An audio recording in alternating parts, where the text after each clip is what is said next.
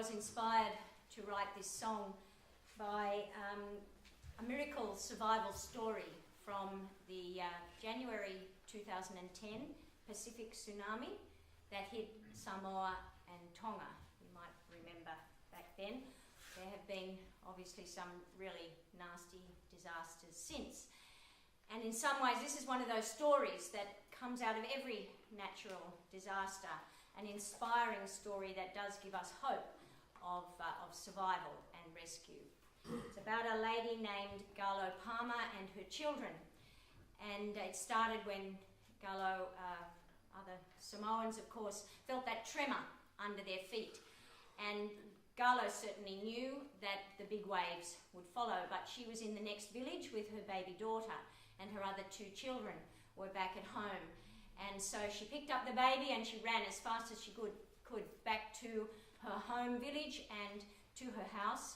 She kicked open the door, she scooped up her 2-year-old daughter Lisa, and she yelled to her cousin to grab the other child and get out of there. She ran out the back door, and with her 2 children in her arms, she jumped over the back fence, only looking around to see that the wave was already coming. She said, "I don't know how I got over that fence. I could hear the noise of the waves crushing the houses, and I turned to see, and there was this wave as tall as a coconut tree, and it just picked me up." Gullo was carried for a minute or two towards the hills, but the wave ripped the baby from her arms. When the surge receded, she used her spare hand to grab the top of a palm tree to stop Lisa and herself being dragged back out to sea. "I just prayed," she said. "I prayed, God save my children. And as I prayed, something pushed against my leg. The water was pushing it up against me.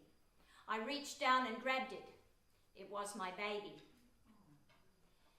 The surge dropped, and Gullo, loaded with her 2 children, ran the last few metres up the hill to safe ground.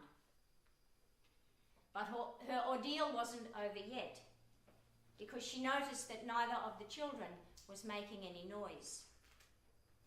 "I had worked in New Zealand," she said, "and my company wanted a first aid officer.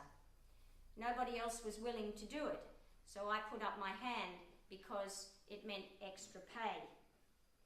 She said, "I resuscitated Honor quickly, and then I turned to Lisa.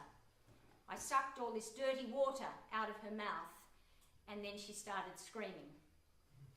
She said, "I've lost my home, I've lost my shop, but I don't care.